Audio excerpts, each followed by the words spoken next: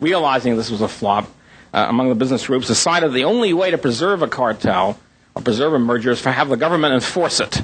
The turn of the political arm to create the cartel for you. And this was the origin of progressive regulation. The progressive system was not a group of farsighted, essentially it was not a group of farsighted intellectuals who sat around and said we have to plan, we have to curb businessmen for the sake of the public interest. It was a group of groups of businessmen saying we have to impose cartels through the government, and thereby eliminating our competition, curbing the maverick firm which doesn't want to engage in a cartel, and gaining profits that way.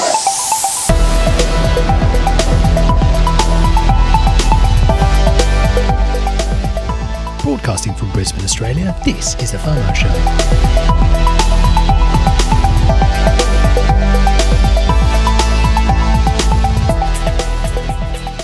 I'm Matt. And I'm Joe. And this is a fortnightly podcast where we talk about the exciting ideas changing the world today and what might change the world tomorrow. We'll help you stay across what's going on so you don't get the fear of missing out. You can find us at FOMO.show or by searching for The FOMO Show on your platform of choice. Now, everything in the show's in the show notes. You can find links and stuff we're talking about and timestamps are relevant parts, so you can always skip ahead or find it later. So this episode, we are going to be discussing a bunch of different topics. We're going to be talking, first of all, about Libra. We've kind of danced around it a little bit, highlighted it here or there, but there's a bunch of news around Libra this week. So we want to do a little bit of a deeper dive into Facebook's Libra cryptocurrency. Yeah, we're also going to be chatting about some interesting things such as central bank currencies and the recent oil attacks in Saudi Arabia. And we've got a call coming in from Jordan around that. So, yeah, that's the show for you. So what have you been up to the last couple of weeks, mate? Mate, just sort of working, really. I mean, I took my car to the mechanic because the old power steering left. But apart from that, I have been watching this awesome Bitcoin rap battle from Rhythm Combinator on YouTube. It puts Alexander Hamilton and Satoshi Nakamoto in a battle rap, and it's pretty good. Yeah, you linked it. You linked it in the FOMO chat, and it's actually really well done. Good beat. What about yourself? What have you been up to? I have been. I was on holidays, so last time we recorded, obviously, I was up in the mountains, and that was great. Yeah, really, really good. We just got out. There were some bushfires. I think it was like the day we left. So we got out before all that started. I think the place we stayed was fine, but yeah, it was actually getting smoky as we left. And then over the next couple of days, there were a number of different fires. So yeah, but the holiday was great. Did just relaxed, got away from everything, which was really nice. And while I was up there, I was re-listening to The Bitcoin Standard by Safieddine Ammous, which is just like it's so good. Like it's a really, if you want a book that essentially tracks the history of money, so sets out where money's come from, why the gold standard was such an important thing, and looks at economic activity over time and kind of where we've gone wrong as well. Yeah. And then links that all to Bitcoin and shows why Bitcoin is really good, sound money, and what Safieddine refers to as hard money. It's brilliant. Like it's just, I think it is the best argument for Bitcoin you'll get in a book form, and why it's so important to humanity, like as a species, that you'll probably find, at least at the moment. That's really cool. Awesome. Well, I need to get a copy of that and check it out because you've been raving about it quite a bit now. Yeah, it's brilliant, and it's just he did such a good job. I sit there like listening to it, just being like, how did this guy even write this? Like it is so well written. Very, very impressive book. Very easy to understand too, which is actually kind of hard to do when you're talking about Bitcoin.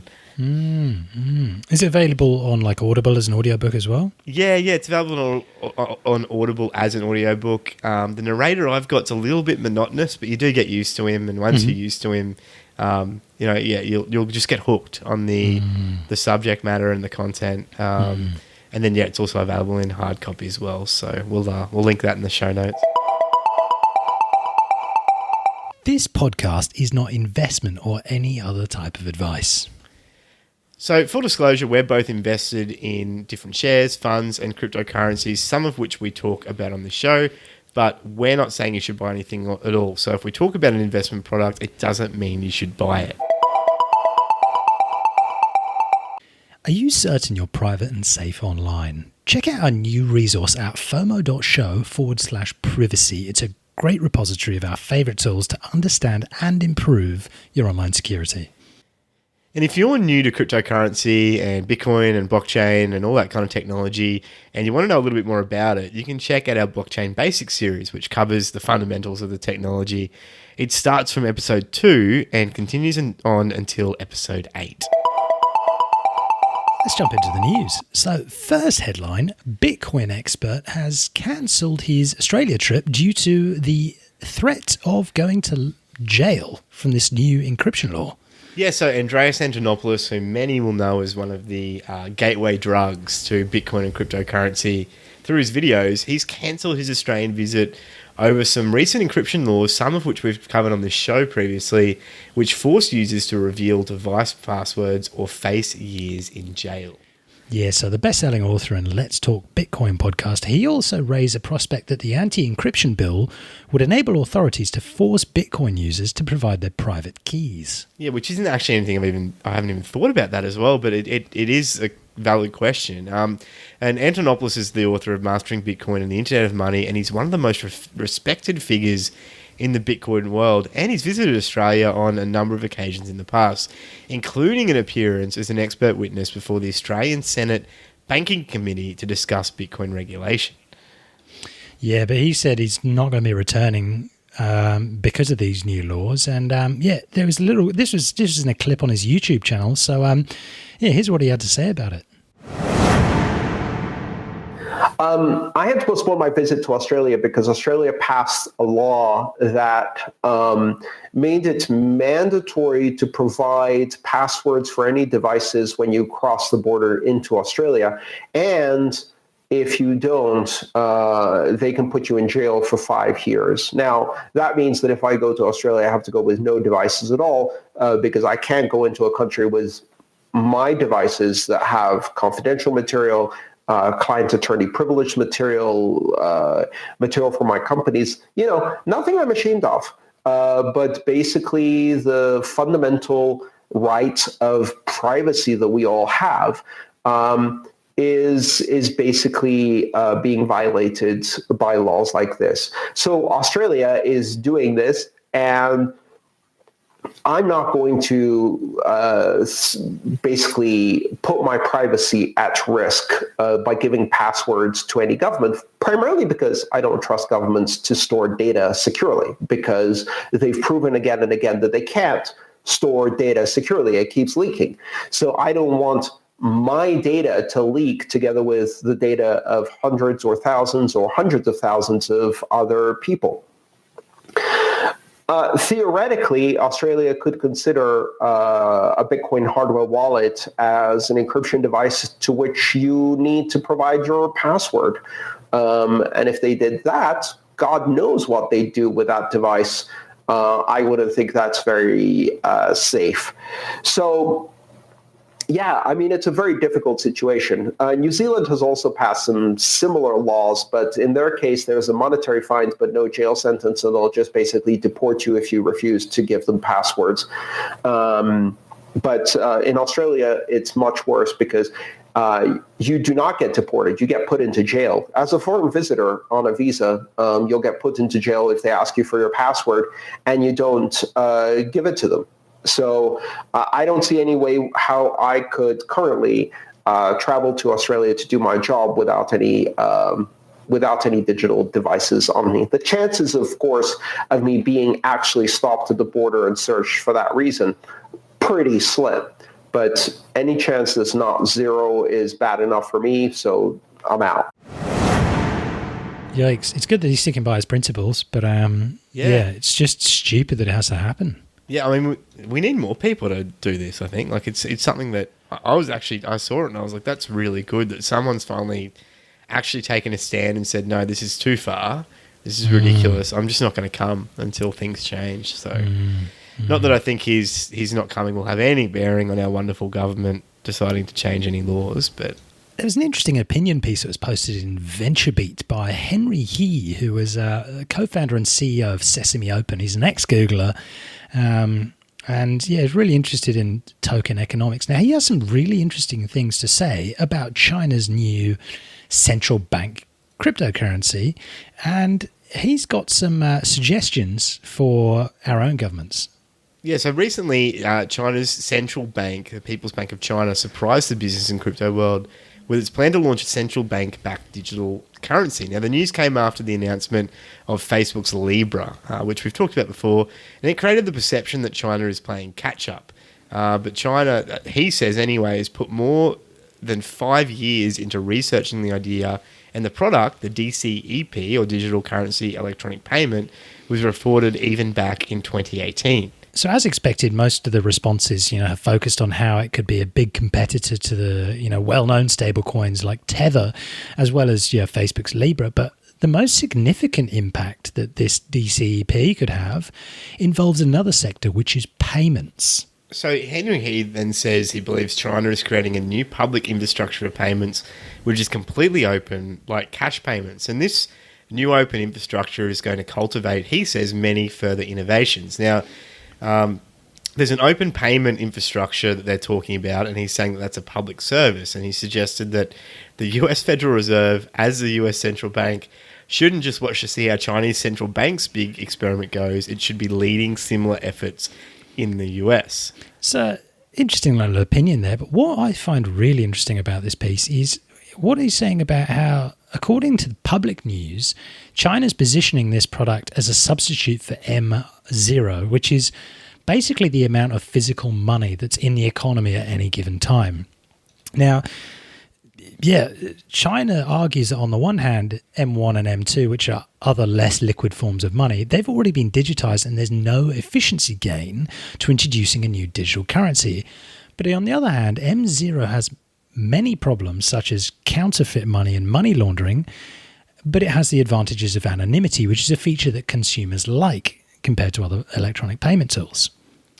Yeah, and he said that you might think that intuitively that makes sense since China's less developed and hence more people rely on cash for payment than in other economies like the US. But the data that has been put together actually says something different.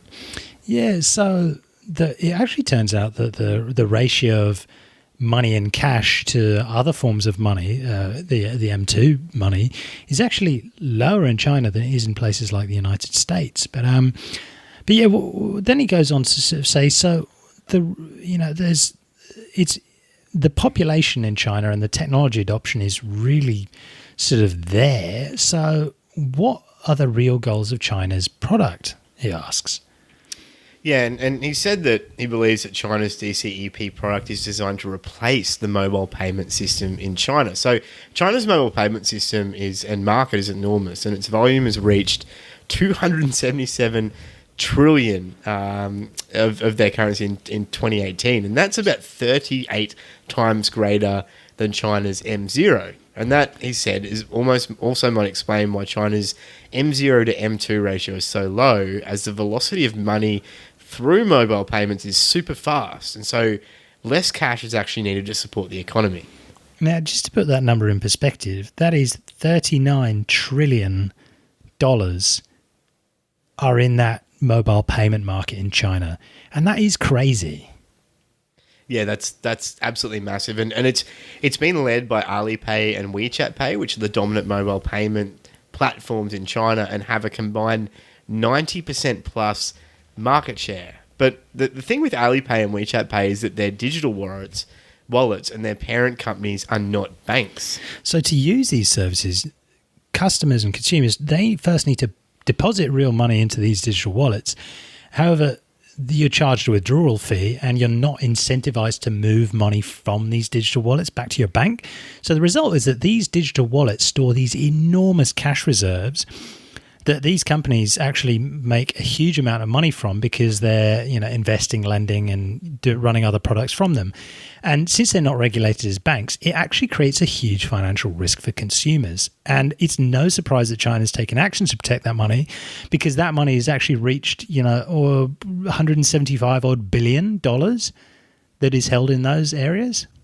Yeah, and another major risk with that too is that Alipay and WeChat Pay are closed mobile payment systems. So payment is a critical component for commerce, but they're closed systems. So they, at least the author alleges, that they represent a long-term threat to the growth of commerce.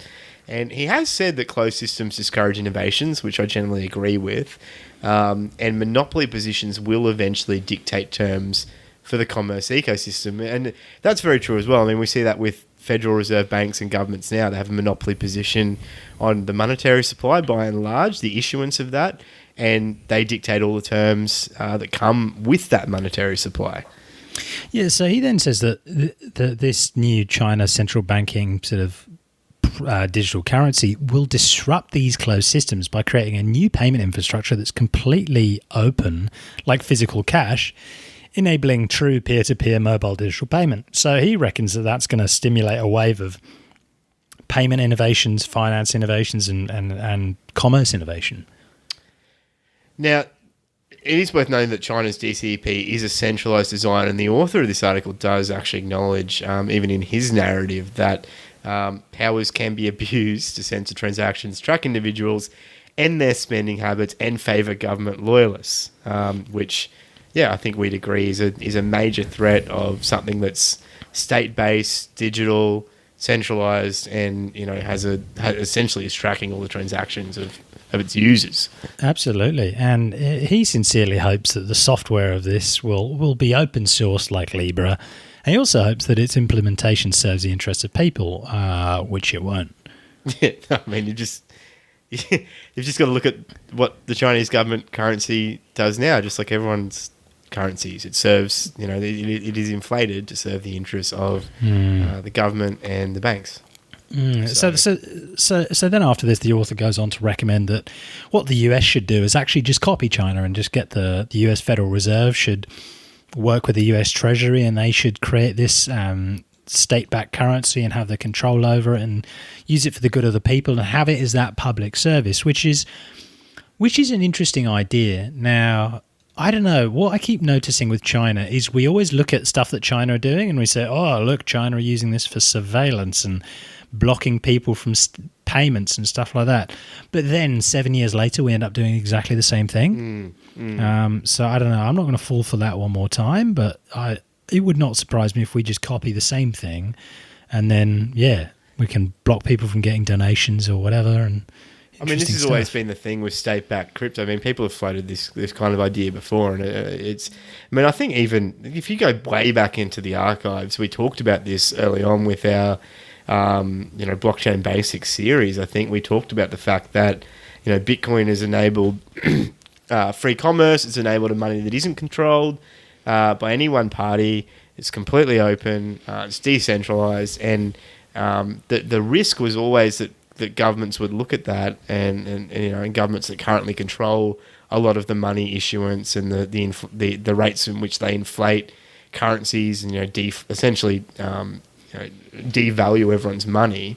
The risk was always that they would look at some of that technology, like the trackable nature of the ledger and the mutability of the transactions, and they'd say, well, we could use that too, we could upgrade our monetary system to take advantage of some of those features while doing away with things like censorship resistance, like distribution, like the ability for everyone to essentially host a full version of the node and to not be centrally controlled. The author wraps up with an interesting point, saying that, look, if the government doesn't take action, then you're going to see private companies like Facebook, JP Morgan, and countless others with their private economic motivations. They're going to step in to fill that payment void and capture a bunch of the value created. But interesting. Yeah, I guess it's kind of like which one's worse. I mean, at least the argument for having some of the bigger companies step in is at least they're competing against each other. At least at least they have to provide a good service. But I think there's a lot of knockoffs going. Like a lot of people are wanting to do knockoffs of Bitcoin and take some of the parts they like and keep away other parts. But on a longer time frame, like on a longer time scale, I think that's just going to only increase the differentiation between something like Bitcoin and some of these knockoffs, because they're going to have the inherent issues that the current monetary systems have, which is that they are centrally controlled, they are inflated, they devalue, and they contribute to these cycles of booms and recessions, you know? And that's actually so important, yeah. Yeah, so I mean, it's just they're not sound money, I guess, is the conclusion there. Like these, at the end of the day, these won't be backed by any stable asset. They won't have a good stock to flow ratio. All the things you want in sound money, these things they just won't have. And you know, whether it is a private corporation doing that or whether it is a government doing that, I guess at least the only good thing to say is at the moment, the way things are shaping up, the government currencies are going to have to compete with the private corporation currencies, unless there's regulatory action that comes into play.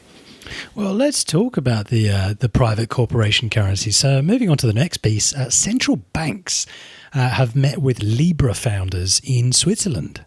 Yeah, so Facebook's attempt to drag cryptocurrencies into the mainstream with its Libra digital coin met with further skepticism recently when an ECB board member, and that's the European Central Bank, said that such stablecoins pose serious risks. Yeah, so Benoit Coeur, he told central bank officials from around the world that the new breed of virtual currencies were largely untested and pledged a tough regulatory approach, which was adding to warnings from authorities elsewhere.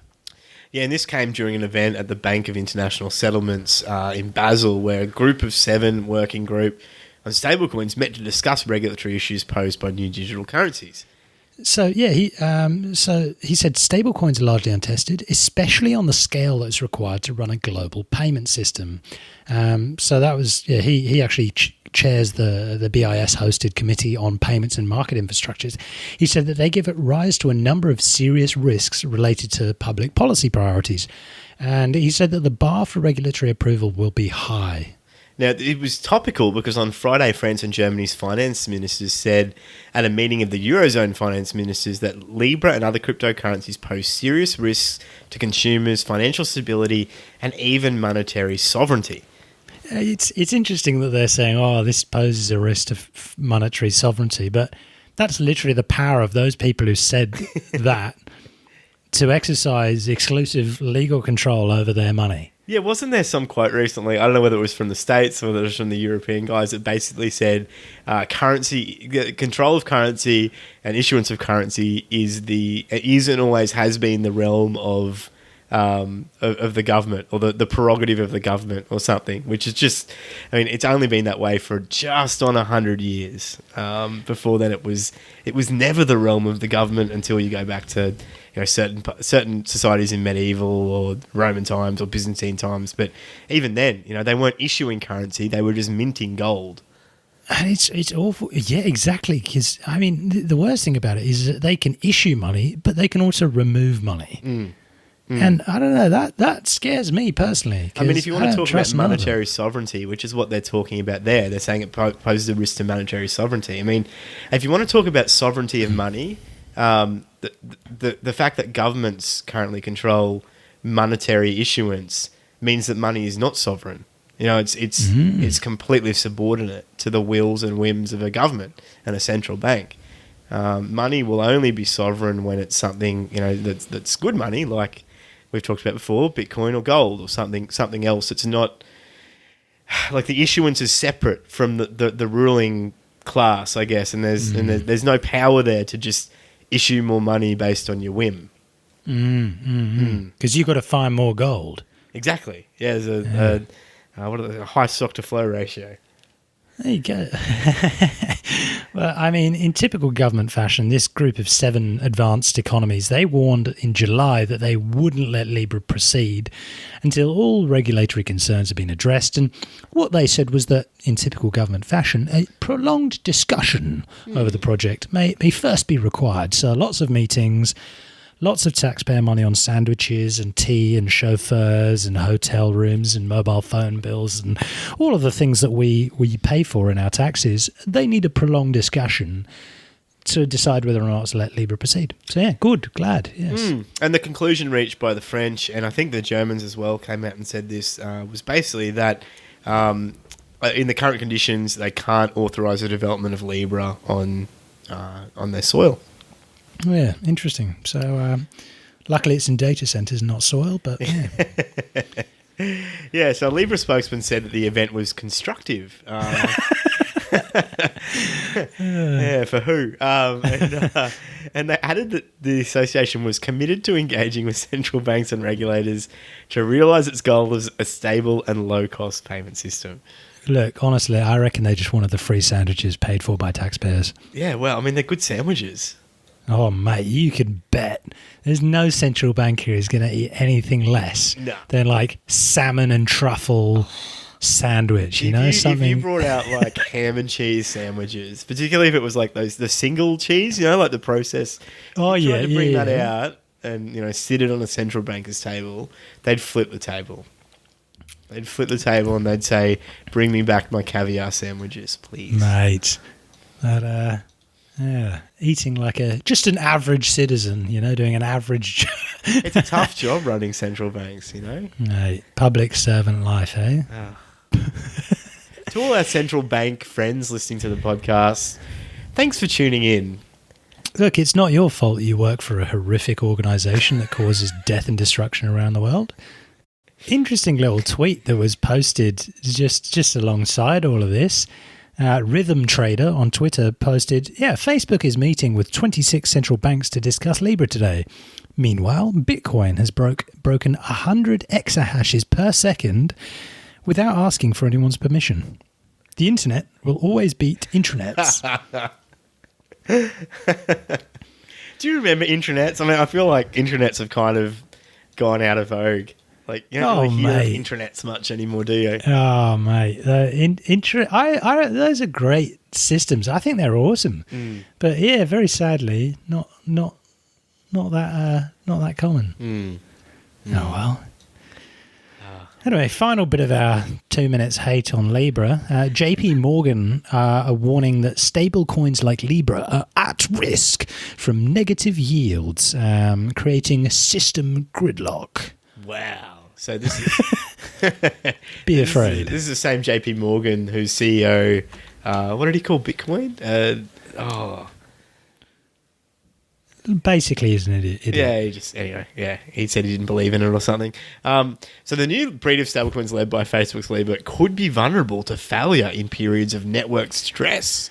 So according to the analysis from these guys, they, which is Libra, lack the short-term liquidity of other payment systems, so usage could grow faster than the network can safely support.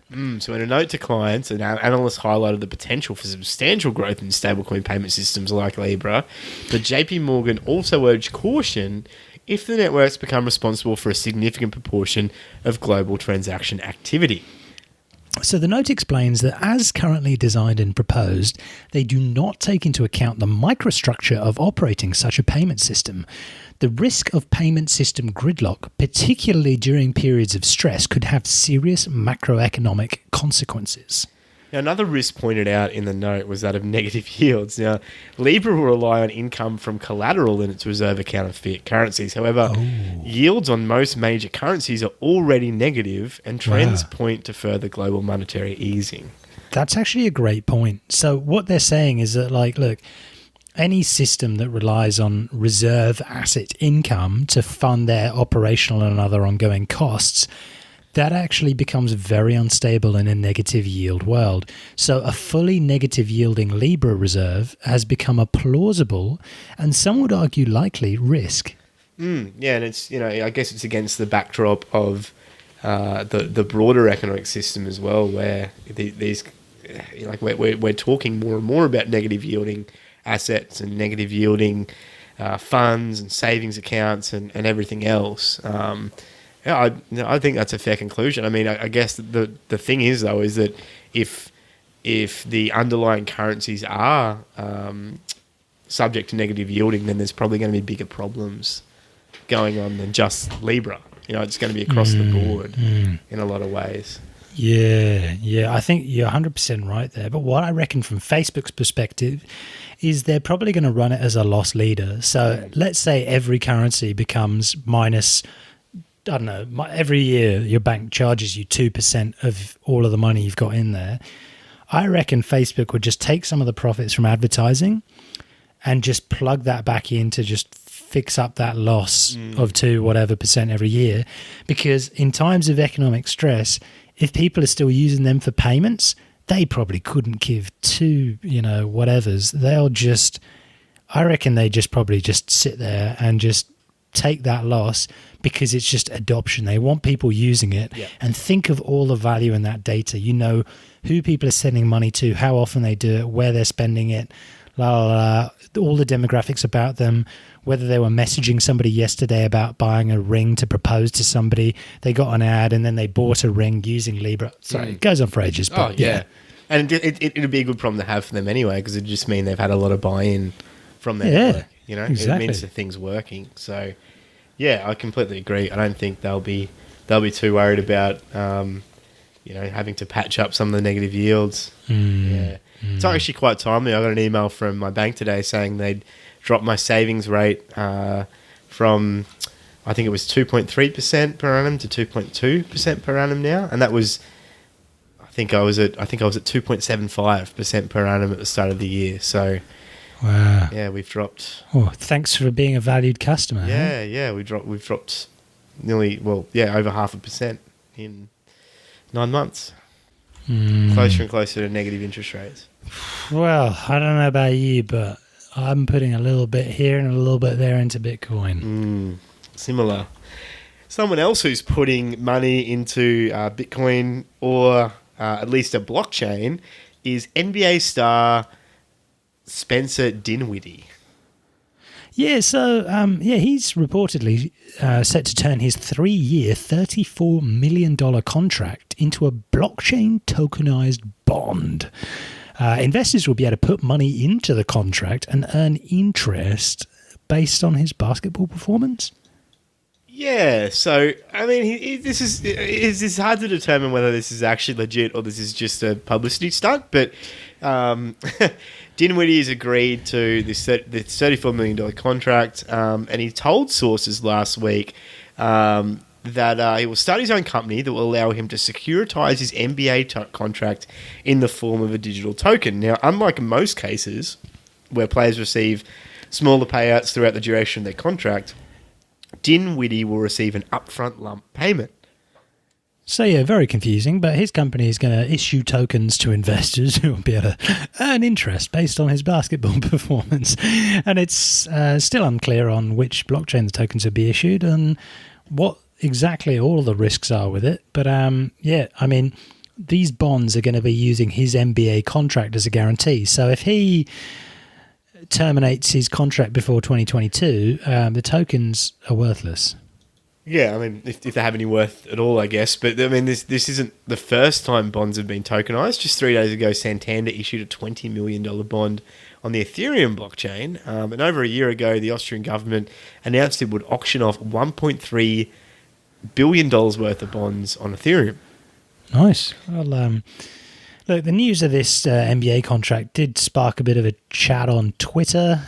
Some people praising him for using it to take control of his finances and, get the news out there, put a spotlight on it. But, other people said it was a risky endeavor. It's a little bit bizarre, isn't it? I mean, tokenizing your sports contract as a bond and then basing the returns on your performance. I mean...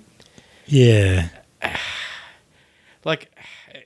It's hard to even kind of that's not even really what bonds are meant to be used for. But because apparently he got his contract as an upfront lump sum payment, so that means he's got $34 million in the bank regardless. Yeah, and now he's trying to tell you that $34 million in his bank is now some kind of a token. Well, it sounds like you're going to earn interest on it somehow. So. Maybe he's fractionally lending against his token. You probably put it all on BitConnect 2.0. Who knows? It's very confusing, but maybe he'll put out a white paper or something like that. This is ridiculous. But I mean, it's cool though. I mean, it's seeing people using smart contracts, or is it just a token? Like, what's going on there? I'd be interested to see what he actually structures it as. Yeah. I think we need to see the fine print, and there'd probably have to be a lot of fine print before anyone's going to put down their hard-earned cash. Yeah. Unless you're a central banker, in which case it's not hard-earned. Do you remember when there was that what was it, useless coin or what was it? That someone literally useless Ethereum token. Wow. Do you remember that? Like back at the height of the craze. It seems to ring a bell, yeah. Yeah, someone decided to make a useless Ethereum token and like run an ICO for this token. And they had like 50 grand or something. It actually had a market cap of like 60 grand or something because people were actually buying this useless Ethereum token, Brilliant. Yeah. Absolutely brilliant. Yeah, what is it they say about a fool and his money? Anyway. Next bit of news, and we'll move out of the crazy world of crypto now. Oil has jumped the most ever after an attack has cut the Saudi Arabian supplies. Yeah, so this one's come out of Bloomberg, but you've probably seen about this in every news source on the planet that gives some kind of world news. State energy producer Saudi Aramco, they lost about 5.7 million barrels per day of output on Saturday the 14th of September after 10 unmanned aerial vehicles allegedly struck the world's biggest crude processing facility in Abqaiq, I think, which is how you pronounce it, and the kingdom's second biggest oil field in Cronje. So for all markets, it's the single worst sudden disruption ever, surpassing the loss of Kuwaiti and Iraqi petroleum supply in August 1990 when Saddam Hussein invaded his neighbour. It also exceeds the loss of Iranian oil output in 1979 during the Islamic Revolution, at least according to the International Energy Agency. So yeah, in an extraordinary start to trading, London's Brent futures jumped almost $12 a barrel in the seconds after the open on the Monday after. So the biggest intraday advance in dollar terms since they were launched in 1988. On the New York Mercantile Exchange, the West Texas Intermediate contracts were frozen for about 2 minutes after the scale of the move delayed the market open. Now, Saudi Arabia can restart a significant volume of the halted oil production within days, but needs weeks to restore full output capacity. At least people familiar with the matter said. Now, the kingdom or its customers may use stockpiles to keep oil supplies flowing in the short term, and Aramco could consider declaring itself unable to fulfill the contracts on some international shipments, known as a force majeure to us lawyers, if the resumption of full capacity at Abqaiq takes weeks. So that would rattle oil markets and cast a shadow on their preparations for what could be the world's biggest initial public offering, because that was set in the trillions, I think. And it's also set to escalate a showdown, which is pitting Saudi Arabia and the US against Iran. Interesting little conflict going on there, which Iran backs proxy groups from Yemen to Syria and Lebanon. Now, Iran-backed Houthi rebels in Yemen claimed credit for the attack, but the US President Donald Trump and the Secretary of State Mike Pompeo have already pointed the finger directly at Iran. Yeah, so Mr. Trump, in one of his great Twitter posts, has said Saudi Arabia oil supply was attacked. There's a reason to believe that we know the culprit, are locked and loaded depending on verification, but are waiting to hear from the kingdom, that's Saudi Arabia, as to who they believe was the cause of this attack and under what terms we would proceed. Now, it's worth noting at this point probably that the US have been itching their finger. Yeah, their finger has been itching for a long time to be able to take out Iran. And they and their allies are actually they're up for taking Iran out. Looking for Iran to do something to just give them the excuse. And Iran just always seem to be doing really stupid things to provoke these very well armed and very well-funded enemies. But anyway, an interesting question was raised in the Jerusalem Post, which was what happened to the Saudi air defense against these 10 aerial drones? Yeah, which is a really good question. And in the article, they say the proximity to Bahrain, which is some 50 kilometres from the areas hit, leads to serious questions about how drones penetrated so deep into Saudi airspace and hit strategic facilities, very valuable strategic facilities, like Abqaiq and Cronje. The US 5th Fleet is also based in Bahrain, and America has air base and other facilities along the Gulf from Kuwait to the UAE protected by its air defense. They also have radar that can detect threats more than 150 kilometers away, which should be able to detect drones. And yet the drone attacks at 4 a.m. don't seem to have triggered a US response or alert. And an email to CENTCOM resulted in a response that, although they were aware of open source reports, further inquiries should have been directed to the Saudi Interior Ministry.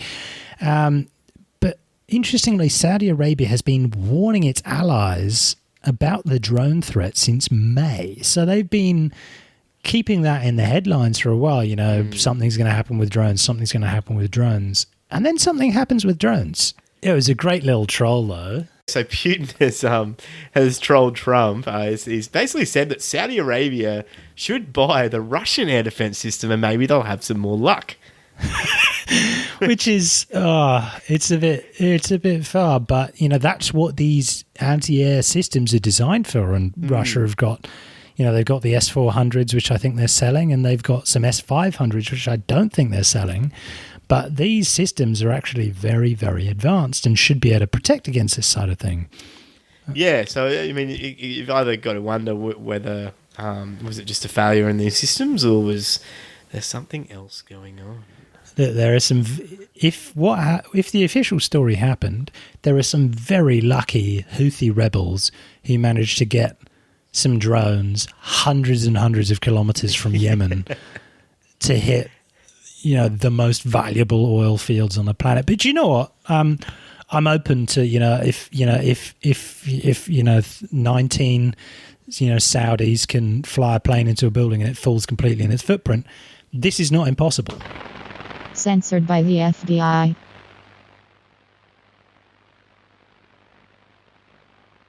But interestingly, look, the Yemeni rebels have been blamed for this, the Houthis, and, they claimed responsibility. But it's important to bring out some stats about what's going on in Yemen at the moment. They've been going through a brutal war. It started as a civil war, and then outside forces really sort of helped that along its way, and Saudi military are now involved in it. But look, 80% of the Yemeni population, that's 24 million people, need humanitarian assistance and protection, and the numbers are crazy there.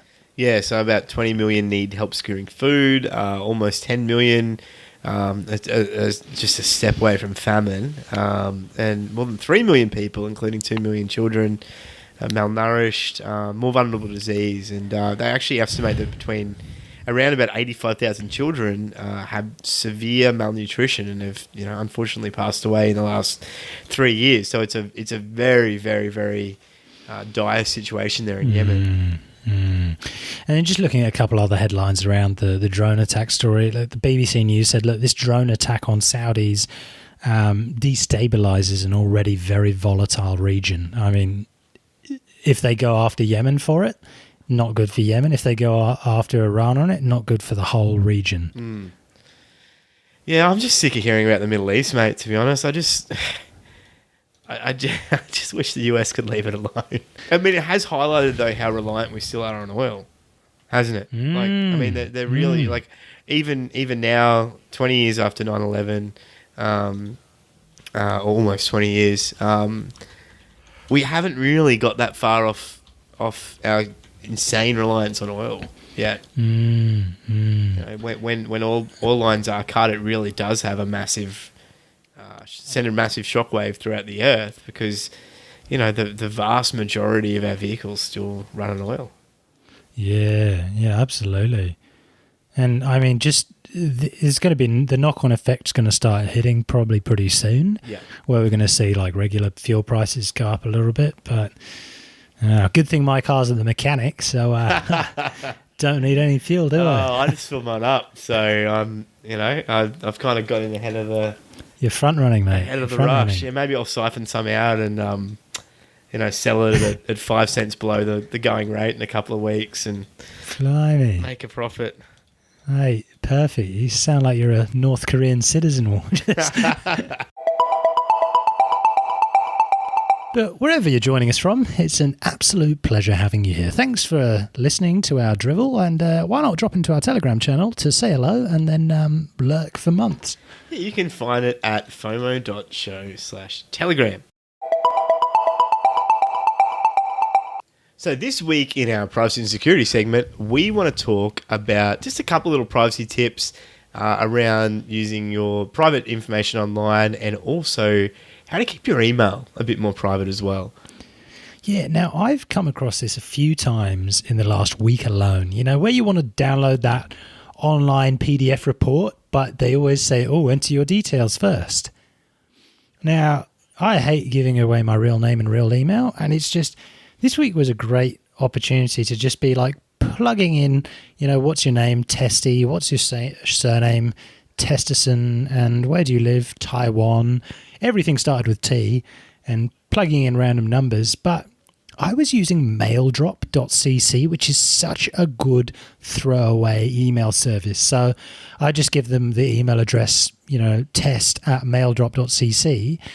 And sometimes to download the PDF, they actually send you an email. But if you go to the maildrop.cc, you can actually access any @maildrop.cc email address. So you can give away random emails at maildrop.cc and get access to it without giving away your email address. So it's a good throwaway service. Yeah, like if you're only going to need to use it once, then it's perfect, because you literally just put in whatever address you want, and then you type it, and then you give it to them, and you type it in on the Maildrop site, and it just opens the inbox up for you, and there all the emails are. Now, the big thing about it, obviously, is that it is not... The inboxes themselves aren't private. So you can, if you've got the email address that you're using or someone else has used, you can literally type that in and open the inbox and see everyone's emails that's used that address. So it's not something you'd want to use for anything private. But as a throwaway, if you just want to get access to something, you don't want to ever see their emails again. You don't even want it coming to something like a 33 mail address, then this is perfect for doing that. See, if you want to find out some other ways of securing your identity online, just take a look at our guide at fomo.show/privacy.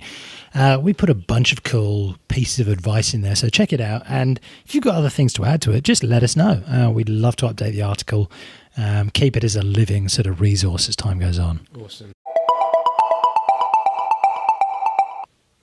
All right, so it's about time we wrap it. Oh, no, wait, hang on. We got the phone. My phone's ringing, Joe. So what I'll do, I will. We're not in the same room today, so I might just pick it up. I'll record. This looks like Jordan, and I'll record me as well. All right, Jordan, how you going? Have I got you? Oh, Brew, yes, I've just landed. You just got back to Joburg, home country. It's a beautiful place to be, eh? Awesome. Where have you been, Jordan? Where have your travels taken you? Oh, Brew, I've been across the world as always, how it goes. But, no, interesting. I just came back from a couple of days in Bahrain. I went to see, a bit of an extended layover on the way back, coming back to my home country. And you know what? I was staying with a mate, and he is massively into aeronautical engineering. Like, he's a plane nut. He loves his planes. He loves his flying. He loves all of this stuff. So cool, huh? Right, and so was this guy from Bahrain, or was he from some other country? Oh no, he's like a technical consultant. You get a lot of, quite a few South Africans over there. They're doing their work. They're making stacks of money. So he's got some expensive hobbies. He actually loves flying his remote control planes. A big fan, big fan. Okay, so you met this guy who was madly into planes. I mean, Bahrain doesn't really sound like the place that someone who's really good at flying drones would necessarily be staying. Oh, Brew, he actually works at an airport there. So I was just staying. We went to school together. together. So I went and caught up with him, spent a few days, you know. I went to his place, and because he's not far from the airport, he's actually got a decent sized bit of property there, but you know, we were sitting there catching up. It had been like 17, 18 years since I last saw him, and chatting, having some beers, and he said to me, like, oh, look, let's take some of these, let's take some of these remote control aircraft and take him for a flight. And I was like, absolutely, I love that. It's awesome. So opens his like hangar garage thing. He's got the biggest, this enormous remote control airplanes. They're huge. They're like to scale. They're like, I don't know, they're enormous. I mean, you could fit like a chihuahua in there, huh? Wow. Okay. So did you get a go at these then? Like, did he give you some test flights, let you take them out for a spin? Well, Brew, yeah, we were just we had a barbecue that afternoon, and we'd had a few drinks, so we were just like, oh yeah, let's take them out, huh? Now, these planes are so bigger, so what we did is we fueled them up, and we took them off, and you actually control them, with a virtual reality headset, right? So cool. And I was doing some photography, so we were flying them around and went through a bit, and just like half an hour or so, and then I actually had to go to the bathroom, so I just sort of put the controllers down, huh? But yeah, come back, black screen. I don't know what happened to him, huh? Oh, right. So you're like, did you lose connection? Did your mate fly them back to the airport, or? Oh, look, my friend. Yeah, I told him, look, I can't see what's happened to it. I think I've lost control of it, and he does. He's a bit upset, but he's just like, oh, these things happen. But I had to leave for my flight, so I jumped in the taxi, but I had said, look, I hope you can find them sooner. All right, Jordan. You know that there was what they're calling a drone attack on a couple of really important oil refineries recently near Bahrain. Yeah. Oh, Brew, that's obviously nothing to do with me. I'm going. Sorry, I got to go. Okay, Jordan. Well, let's talk about this again when. Oh no, he's gone. Okay. Yeah. Right. Well, I don't know if we should publish that call, mate, because it sounds like Jordan may have been the cause of the current tension in the Middle East. Wait, I thought they said it was Iran and Yemen. Now it's Jordan's getting blamed. Yeah, well, they're blaming all sorts of Middle Eastern countries, so Jordan, Anyway, if you know somebody who might enjoy this, why not share it with them, or leave us a rating or review in your podcast listening system of choice. Yeah, you can find us at FOMO.show. You can jump on our Telegram chat at FOMO.show/Telegram. You can follow us on Twitter at _FOMO_show. Or listen on YouTube at FOMO.show/YouTube. That's it for us here at the FOMO Show. Thank you so much for joining us. If you like our show, please do feel free to subscribe in your podcast app of choice, or via our YouTube channel. I'm Matt. And I'm Joe. And as always, remember, no FOMO.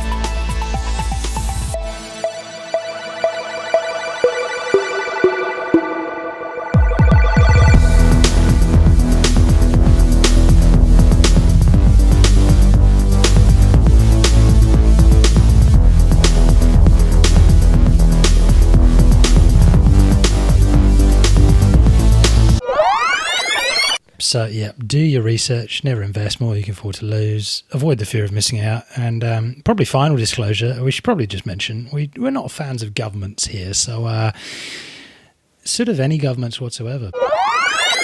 It's not easy to listen to if you're a central banker, though, is it? No, I don't. I doubt we have any central bankers listening to us. Yeah, too busy snorting caviar.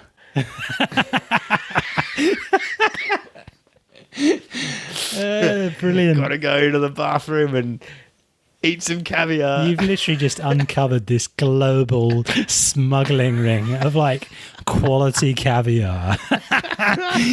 Oh my days. They ship it under lock and key with armed guards and you're like, ooh, exclusive caviar. Holy. Yeah. They put it in with the printing presses. So when the Australian Federal Reserve sends their plastic bill printing presses over to the English central bank, they include some caviar with the equipment, so the boys over in the central bank in England will be able to have a grand old time. Yeah, spin out loads of money. Yeah. Remarkable productivity.